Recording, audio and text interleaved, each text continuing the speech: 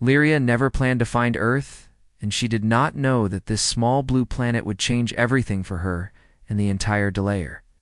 Galaxy around them, all her ship was dying in the cold darkness of space after a fight with space pirates who attacked her near the nebula region, and all her systems were failing one by one, and she had no choice but to follow the emergency signals that led her through an unknown pathway. The planet appeared suddenly before her eyes, like a jewel hidden in the darkness, and it was covered in blue oceans and green lands and white clouds that moved slowly across its surface, and she knew she had to land there or die in the void of space. Illyria was Altheri, and her people served the Valorian Empire for 3,000 years as warriors and scouts and commanders, and she stood 7 feet tall with silver hair that glowed like starlight and skin that was pale like moonlight and eyes that saw more than human eyes could see.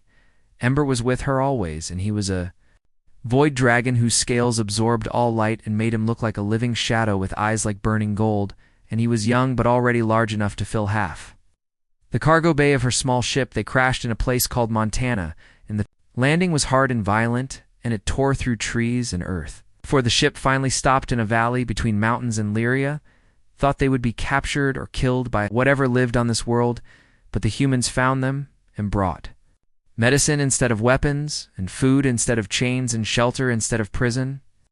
Selskati Morrison was the first human Lyria met properly, and she was a veterinarian who looked at Ember with wonder instead of fear, and she treated his wounds from the crash with gentle hands and kind words. Lyria could not understand this kindness at first, because in the Empire, when you crash on a world that is not yours, you become a prisoner, and the locals either serve you or die, and there is no middle ground between these two choices. But Katie just smiled and said they were safe here, and whatever they were running from had not found them yet, and Lyria wanted to tell her that she was not running from anything, but she stayed silent instead. The next 3 months, while her ship repaired itself slowly, Lyria watched humanity with growing confusion and something that felt like fear. They were warriors, yes, and she saw their military bases and their weapons, and their history was full of wars and conflicts and violence, but they were also something else entirely. They made art that served no purpose except beauty, and they protected creatures weaker than themselves, and they had laws against cruelty and systems to help their poor. And sick and old Katie treated Ember not as a weapon of war, but as a living being who deserved gentleness and care, and the dragon responded to this treatment by becoming calm and peaceful instead of angry and violent, like Imperial dragons always. War Commander Holly Jong came to speak with Lyria after 2 months, and her questions were direct but not hostile, and she sat across from the elf woman with dark, intelligent eyes that missed nothing. Holly said that Lyria was military, and her ship had weapons that could destroy a city, so why had she not used them? Yet against the humans who found her, Lyria found herself telling the truth, and she said it was because the humans showed her mercy, and she was beginning to suspect that the Empire would not do the same thing for them if their positions were reversed. She was right about this, and the truth came faster than anyone expected. Valorian task force arrived on a Tuesday morning when the sun was just rising over the mountains, and 3 massive dreadnought ships hung in orbit above Earth like swords waiting to fall. High Admiral Sarath sent a message that was broadcast in every language that Earth possessed, and she gave humanity 24 hours to surrender. Lyria, Moon Whisper, and submit to Imperial authority as a vassal state under Valorian control. If they refused, then the Empire would destroy every major city on the planet and kill billions of humans as an example to other species who might think about defying Imperial. Lakati found Lyria in the barn where Ember had made his nest among the hay and equipment, and the elf woman was crying with tears running down her pale face. Lyria said she had brought this destruction upon them, and she should have died in the nebula instead of coming to Earth and bringing the Empire to their doorstep. Caddy put her hand on the elf woman's shoulder and said no very firmly, and she said that Lyria should have been met with kindness sooner, and maybe then the Empire would not be so eager to burn worlds for small reasons. In the command center deep beneath a mountain called Cheyenne, the military leaders of Earth gathered to make their choice, and Holly Jong stood before them with her jaw set in determination. She told them that the Empire thought humans were primitives who would surrender without a fight, because the Valorian ships were bigger and their weapons were stronger, but the Empire did not understand what they had done by threatening Earth's General Patricia. Hayes asked what that was, and Holly smiled, but it was cold like winter ice. She said the Empire had attacked their home, and they had taught Lyria what that meant to humans over the past 3 months. It meant war, and it meant that humanity would fight with everything they had, and they would not stop until either they won or they died trying. The message went out to every human on Earth within an hour, and people were told to prepare for battle area. Watched the preparations with Ember beside her and Katie cleaning her rifle with calm, efficient movements.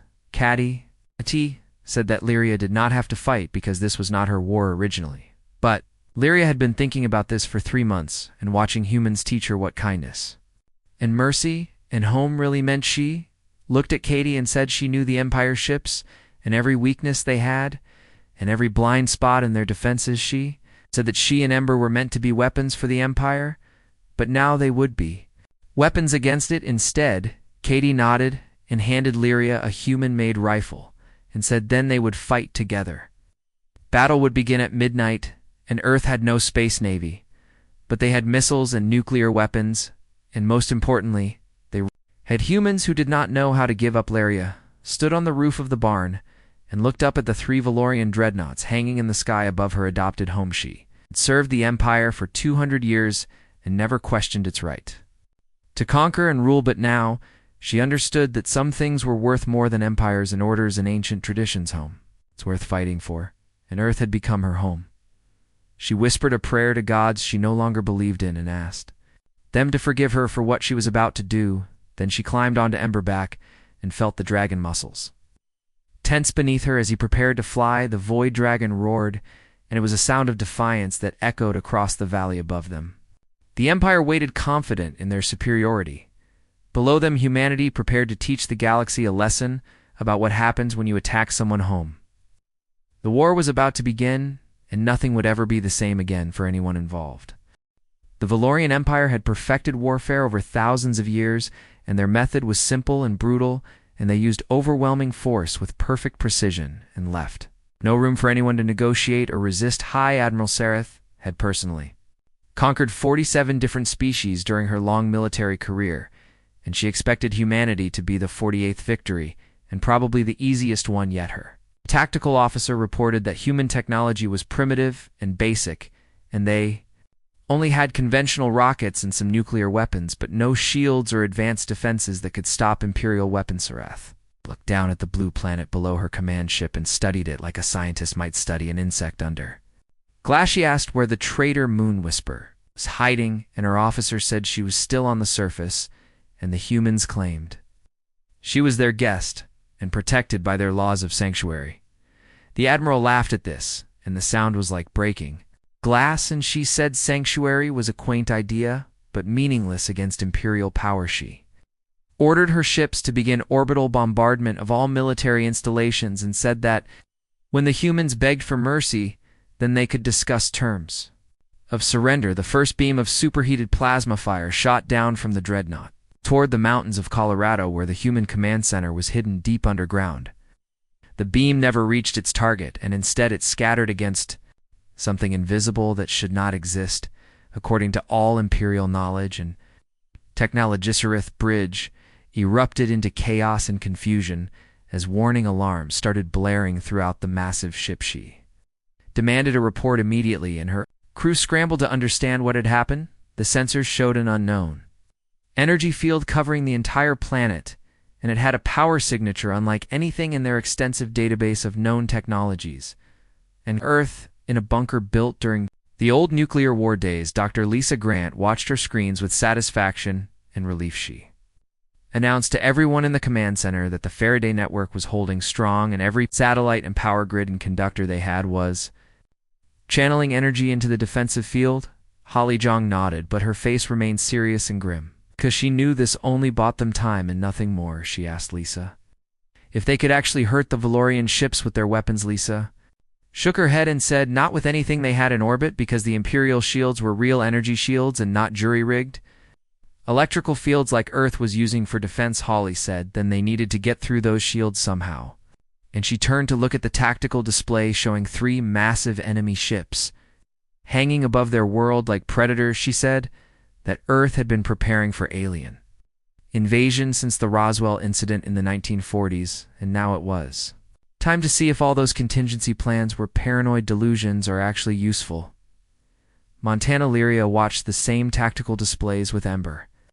Massive head resting in her lap like a giant, deadly pet. Katie sat beside her, quietly cleaning and checking her rifle with practiced efficiency. Katie said that Lyria did not have to fight because this was not her war originally, and she could stay safe on the ground. Lyria laughed, but it was a bitter sound without humor, and she said that when the Empire threatens to destroy your home, it becomes your war, whether you want it or not.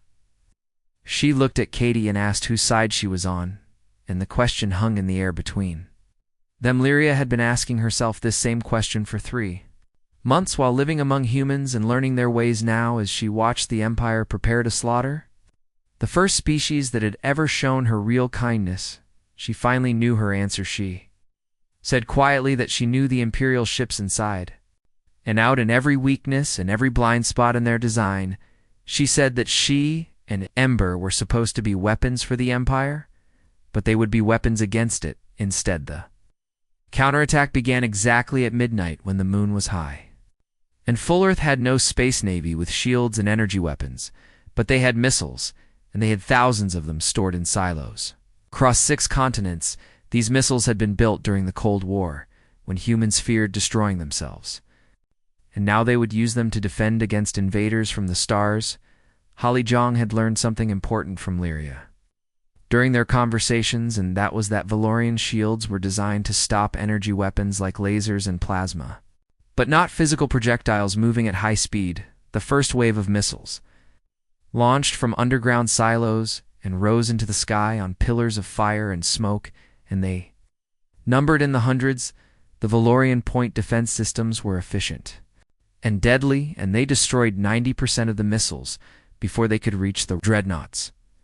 But the other 10% hit the shields like hammers, and the kinetic impact was something the shields were not designed to handle proper. Lyserith watched in shock and disbelief as her flagship shields began to flicker and fail under the assault of primitive chemical rockets. She screamed orders for evasive maneuvers and return fire, but the dreadnoughts were built for orbital bombardment and not for dogfighting with smaller, faster targets. The second wave of missiles launched, and this time something else came with them. From the wilderness of Montana, a shadow rose up into the night sky, and Ember had grown larger during his time on Earth because he was fed and cared for instead of starved and beaten. His void, dark scales drank in the starlight and made him almost invisible against the darkness, and Lyria rode on his back, wearing human flight gear instead of her Imperial armor. She held a human-made plasma rifle that Katie had given her, and she whispered words that felt like a prayer or a promise. She said this was for those who showed them mercy, and Ember roared his agreement, and the sound vibrated through space itself.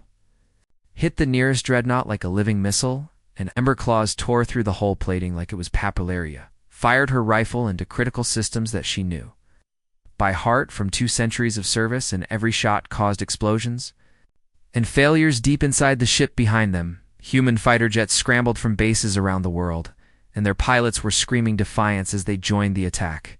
The Battle of Earth had truly begun, and the Valorian Empire was learning a terrible lesson that would echo through the galaxy. Humanity did not know how to surrender, and they did not know how to quit, and they would fight with everything they had until either they won or died trying.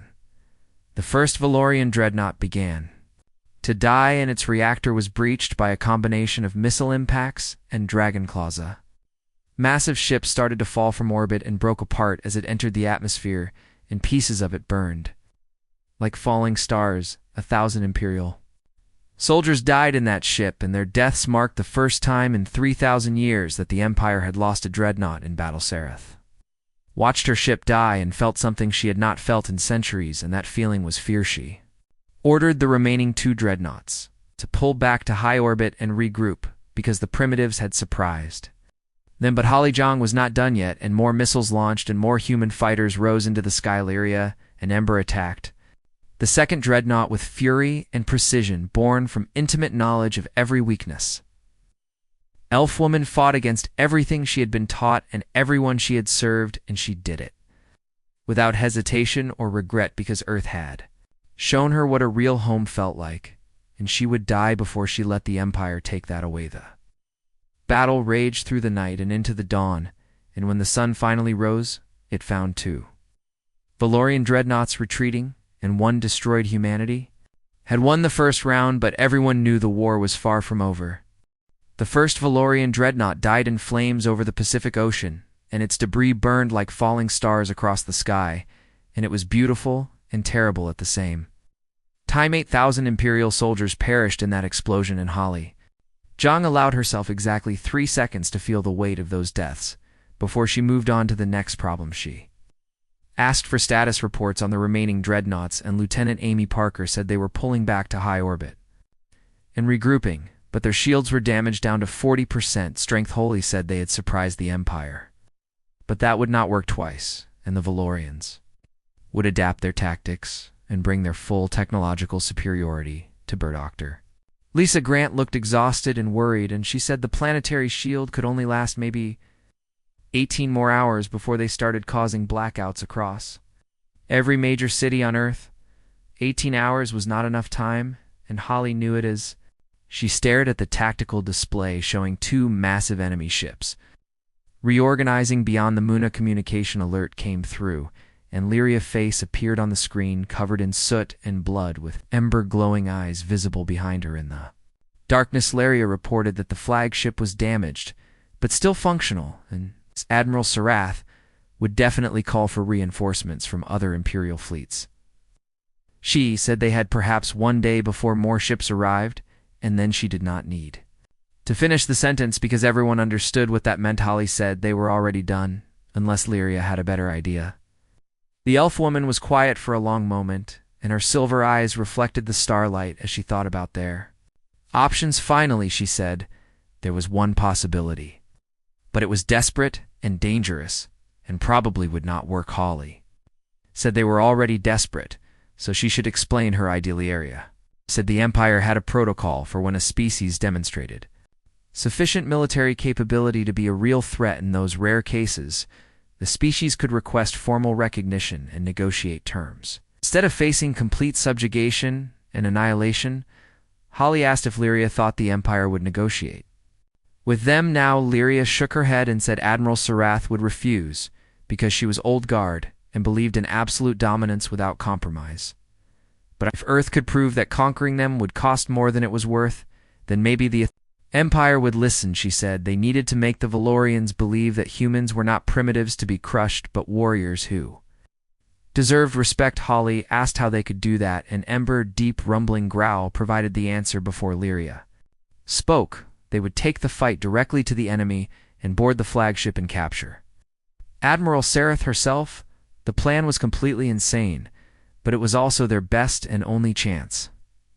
6 hours later, a small team gathered in a secret hangar that had been built for classified aerospace projects. Captain Melissa Rivera led the Earth Special Operations Group, and she had 12 soldiers chosen for very specific skills. They had zero-gravity combat training from the space program in close quarters, fighting expertise from counterterrorism units, and the kind of reckless courage that made them volunteer for a suicide. Soon Katie Morrison was there too, with her rifle slung over her shoulder, and she ignored Holly protests about civilians. Katie said she was the only human that Ember trusted completely besides Lyria, and they needed the dragon for this mission, so they needed her. Teleria stood apart from the group, checking her Imperial armor. One last time it had been recovered from her crashed ship and repaired by human engineers, and she had sworn never to wear it again. Now putting it on felt like wearing a skin she had shed, and it was uncomfortable and familiar at the same time. Katie approached her and said quietly that Lyria did not have to do this, and she could stay safe on the ground.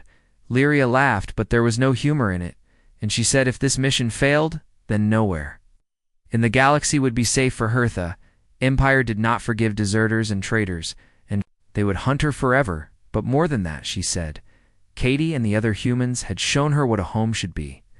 And it was a place worth fighting for, and worth dying for. She said she had never had that before in 200 years of service. To the Empire, Kati squeezed her hand and said, then they would make sure Earth stayed a home for all of them. The attack launched at dawn when the sun was just breaking over the horizon Earth. Remaining missiles fired in one massive coordinated barrage. And they drew the Valorian point defenses to the wrong side of the flagship in that brief moment of distraction. Ember streaked through the gap like a shadow against the stars. He carried 16 souls on his back, and they were betting everything on a plan that probably had only a 5% chance of success. They hit the docking bay hard. An Ember breath weapon cleared the area. Immediately, with superheated void plasma that he had been saving for exactly this moment, Imperial soldiers rushed to defend their ship, but they found themselves facing something they had never trained for. Lyria moved like flowing water in her combat skills. Merged with 3 months of human tactics and ingenuity, the Valorian troops expected a traitor and some primitives, but instead, they faced a coordinated strike team fighting with desperate fury. Melissa Squad roared battle cries as their weapons barked in the recycled air, and they shouted for Earth and for home. Illyria answered them and said, this was for the home they gave us. An Ember roar shook the bulkheads and made the lights flicker. They fought through 3 decks, leaving chaos and bodies behind them. Imperial soldiers had trained for orbital bombardment and ship-to-ship combat, but not close quarters fighting in their own corridors.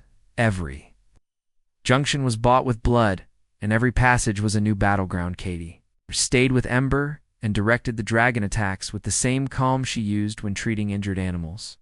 Back in Montana, the Void Dragon responded to her voice and trusted her judgment completely, and he became something the Empire had never imagined. Not a weapon of destruction, but a partner fighting alongside allies he cared about. They reached the bridge after 47 minutes of brutal fighting, and Katie had lost track of how many times they almost died. Admiral Sareth waited for them, standing before her command throne with a weapon in her hand and cold fury in her ancient eyes. She looked at Lyria and said one word that carried 3,000 years of Imperial contempt, and that word was traitor. She said Lyria had betrayed her own kind for these animals who barely understood fire. Lyria leveled her rifle at the Admiral's chest, and her hands were steady despite everything she said. She chose kindness over cruelty, and she chose hope over dominance. She said humans were not animals, and they were what the Altheri should have been.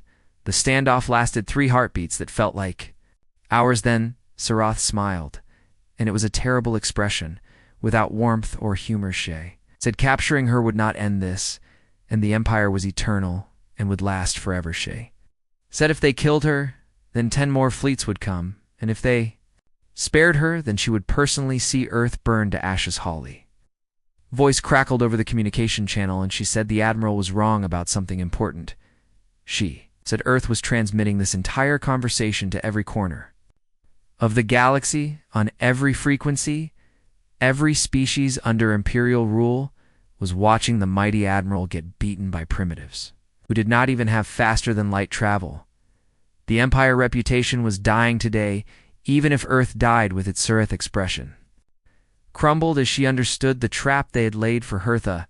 Empire power was built on the illusion of invincibility and superiority, and that illusion was shattering in real time across 100 worlds. Lyria stepped forward with her weapons steady, and she gave the Admiral to Choice's order, the ships to withdraw and recognize Earth's sovereignty, or become the Admiral who lost to a species that could barely reach their own minin. The terrible silence that followed the fate of Earth and the Empire hung in the balance. Admiral Sareth's fingers tightened on her weapon until her knuckles turned white beneath her translucent skin. Behind her, the bridge crew of the flagship watched in frozen horror as their commander faced down a traitor and the primitive aliens who had destroyed one of their dreadnoughts. Sarath spoke quietly, Ow. but her voice carried the weight of 3,000 years of Imperial history and dominance. She said they believed they had one, but destroying one ship and boarding another did not mean the galaxy would bow to their defiance. She said the Empire had broken species far more advanced than humanity could ever hope to become. Elisa Rivera team kept their weapons trained on the bridge crew, but Katie could see the tension in their shoulders and backs. They were the best soldiers Earth had, but they were still human and still mortal and still fighting an enemy that had conquered the stars. It was Ember who moved first, and the void dragon flowed forward like liquid shadow. He was massive and terrible, and his scales drank the light from the bridge displays until he looked like a hole in reality. Itself he positioned himself between Sereth and Lyria, and when he spoke, his voice resonated in the minds of everyone present. His thoughts carried images and memories that were not his own, but Lyria shared through their bond.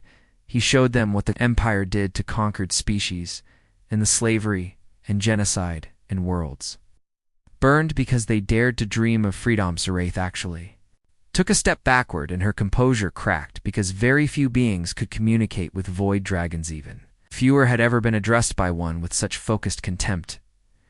And Rajember continued and said, the Empire had never faced a species like humans before. They were young, yes, and primitive by Imperial standards, but they had something the ancient Empire had forgotten. Sereth demanded to know what that was, and her voice shook slightly. Ember said one word, and that word was Hopilaria. Lowered her weapon slightly and said humans looked at the impossible and saw only a challenge to overcome. She said the Empire came to conquer Earth, and the humans turned their entire civilization into a weapon in ours. She said they took a veterinarian and made her a dragon rider, and they took a loyal Imperial soldier and showed her what loyalty to something good actually meant on Earth. In bunkers and command centers across the planet, billions of people watched the confrontation play out on their screens. The Empire had meant to broadcast their conquest as a warning to other species, but humanity had hijacked the signal now. It was a declaration that even the smallest could stand against the mighty. Holly Jung stood in the Situation Room, watching multiple screens as reactions poured in from across the galaxy. Lieutenant Parker called out with her voice shaking between fear and excitement. Shit said they were receiving messages, and lots of them, and they were coming from everywhere. Holly told her to put them through, and the first message appeared came from a species called the Tyranni, who were 4-armed scholars conquered 2 centuries ago. Their message was simple and direct, and it said Earth had their support, and whatever weapons they had were now available. Then came the Kelthani, who were aquatic beings from a water-covered world. They said they could not fight, but they could hide human ships if Earth could reach them. More messages flooded in from species who had nothing to offer but moral support. Other species provided intelligence on Imperial fleet movements and locations of supply depots. Few whispered of hidden weapons and resistant cells that had waited generations for a sign that the Empire could bleed. Dr. Lisa Grant pulled up a galactic map and watched it transform in real time as pledges of support lit up across the darkness like stars being born. She whispered to Holly that they had just started a rebellion across the entire galaxy. Aboard the flagship, Sereth was seeing the same data on her displays. Her face had gone pale, and her ancient eyes were wide with recognition of something she had spent 3,000 years preventing. She said they had doomed themselves, and the Empire would never forgive. Thessaleria replied that the Empire was more fragile than it appeared. If one species standing up could threaten it, she said they were not asking for forgiveness, and they were demanding recognition as equals. Melissa Rivera stepped forward with her weapon trained on Sereth's head. She gave the Admiral 60 seconds to make a choice. As Seretha would order the remaining ships to withdraw beyond the moon orbit, she would transmit a message to the Empire stating that Earth was under formal negotiations for sovereign status. Or Melissa would put a bullet through her ancient skull, and they would negotiate with whoever was next in command. Sereth started to say they would not dare, but Melissa chambered around, and the sound was very loud in the sudden silence. Meal Essa said 50 seconds remain. Sereth looked around at her bridge crew but saw no help there. They were warriors, yes, but they were also practical, and the primitives had boarded their flagship pay trader. And void dragons stood against them, and the entire galaxy was watching their humiliation. Melissa said 40 seconds, and her finger rested on the trigger. Katie Morrison, who had spent her life healing animals and never fired a weapon in anger until today, raised her rifle. She said they were really not bluffing about defending their home. Said 30 seconds, and her voice was cold. And Flat Admiral Sereth, who was a veteran of 100 campaigns and conqueror of 47 worlds, looked into Melissa. Icy saw something that terrified her more than death, and that was someone who had absolutely nothing left to Lecesaroth said quietly to her crew to stand down and transmit the withdrawal order. The bridge erupted in protests, but the admiral raised her hand for silence. She told them to do it immediately, and that was a direct order from their commander as. The orders went out, the Valorian dreadnoughts began their slow retreat from Earth's orbits. Turned to Lyria with something almost like respect in her ancient eyes. She said they had won a battle and perhaps even a war, but the Empire was vast and had a very long memory. She said this would not end here, and there would be consequences. Lyria met her gaze without flinching and said no, it would not end here, but it began here, and that was enough for no one. Earth, as the sun rose over 100 cities that had been prepared for annihilation. Humanity watched their invaders retreat. The celebration was muted and cautious, because everyone knew this was just the beginning, but it was a beginning and a line drawn in the stars that said this far and no further. Holly Jong allowed herself a moment of exhaustion and leaned against the tactical display around her. The command center erupted in controlled celebration, and Relief General Patricia Hayes, who had served in 4 different wars, stood beside her. Holly asked quietly what they had done and what this would mean. Patricia smiled grimly and said they had given the galaxy hope. Now they had to figure out how to live up to it, and that might be harder than winning the battle in space above. Earth, the Valorian ships continued their retreats. Side the flagship, Admiral Sarath sat on her command throne and contemplated. The ruins of Imperial invincibility. Species without faster-than-light travel had defeated Hera Traitor, and a dragon had humbled the greatest military force in the galaxy, and worst of all, the entire galaxy had watched it happen. The Empire would never be the same again, neither would Earth. The war was over, but the real work was just beginning. 3 weeks after the Battle of Earth, the galaxy had transformed in ways that nobody could have predicted or imagined. The Valorian Empire, for the first time in 3,000 years of absolute rule, faced open rebellion on 17 different world species that had been conquered so long ago they forgot their own freedom now, rose up, inspired by humanity, defiance. The Empire response was brutal and swift, and they crushed some of the revolts with overwhelming force, but the damage to their reputation was permanent and irreparable. They could crush revolts with their military might, but they could not crush the idea that they were vulnerable and could be defeated. Lyria Moonwhisper stood on a balcony overlooking the newly built embassy complex in a city called Geneva. Member was coiled beside her like a living mountain, and the dragon had grown even larger in the weeks since the battle. His scales now held hints of color when light struck them just right, and there were deep purples and blues that Katie insisted were signs of health and happiness. Katie joined her on the balcony, carrying 2 cups of coffee, and she had been appointed as Earth official liaison to Lyrianathor. Of them had quite defined what that role meant, but they both understood it. They were friends and allies, and something more complex than either word could fully capture. Lyria said she was troubled and wondering if they had made things better or worse for the galaxy. She pointed out that 17 worlds were in open revolt, and thousands had died, and the Empire was wounded like a predator. Katie was quiet for a moment, watching the sunrise paint the sky in shades of orange and gold. She said her grandfather used to say that sometimes you could not avoid a fight. You could only choose whether to face it now or wait until it was at your doorstep. She said the Empire was always going to come for someone eventually better. That Earth stood up. When they did, then wait for the Empire to conquer other species first. Lyria said. Katie, grandfather sounded very wise. Katie smiled sadly and said, he was a Marine who fought in 3 wars, and he would have loved this. He would have loved the idea that they were fighting for more than just themselves. Below them, the embassy complex was busy with activity and movement. Representatives from the Turani and Kelthani and a dozen other species moved through the grounds. All of them were seeking the same thing, and that was alliance with the world that had bloodied. The Empire knows Earth had become almost overnight a symbol of resistance and hope for the oppressed admiral. Sarath was still on Earth, technically as a prisoner, but functionally as a negotiator. Empire had sent a diplomat named Ambassador Varan to discuss terms, and he had more flexibility than the rigid military commander in a conference room designed for different species. Environmental needs. Hollyjong sat across from Varan. General Hayes and Lyria flanked her on both sides. Varan said, The Empire was prepared to offer Earth protectorate status. They would maintain internal autonomy, but recognize imperial authority in all interstellar matters. In exchange, the Empire would provide technology and protection and access to galactic trade networks. Holly replied that, in other words, Earth would become their clients, and dependent on imperial goodwill. Arn said that was a rather cynical interpretation of a generous offer. Holly said it was an accurate interpretation based on historyleria.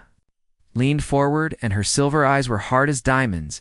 She said she had spent 2 centuries enforcing exactly these protectorate arrangements for the Empire. They always began with promises of partnership, and always ended with subjugation and slavery. The Empire did not share power with anyone, and they only accumulated it. Varan gaze shifted to the elf woman, and he said she was hardly an unbiased observer. He said she had betrayed her oaths, and her people, and her entire civilization. For what exactly? For sentiment and misplaced loyalty to primitives who showed her kinness? Lyria said yes, simply and directly. She said she would do it again because humans showed her that strength without compassion was just brutality with better weapons. Ambassador was silent for a long moment, and then surprisingly he laughed. It was a dry sound, like sand shifting in desert wind. He said Lyria reminded him of someone he knew long ago. Before he learned to be practical, before he understood that idealism was a luxury the galaxy could not afford.